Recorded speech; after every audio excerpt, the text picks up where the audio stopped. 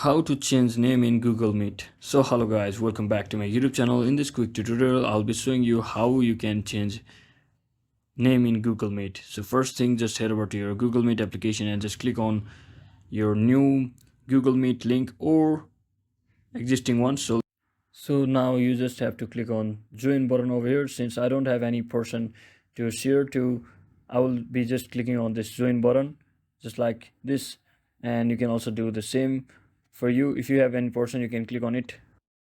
So once I'm inside here, I'll be sharing this invite, and to change my name I'll just have to click on this three dot icon over here. And since I don't have anyone right now, so if in your case, if there is a person, you will be seeing an option called add others. So once you click or tap on add others, and then you just have to tap on your profile, which will appear right after clicking on that button.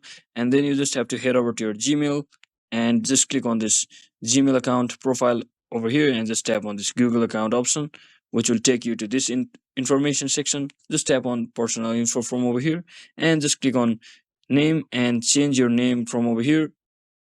So once you successfully change your name from over here, it should be successfully changed in the Google Meet application as well, just like this.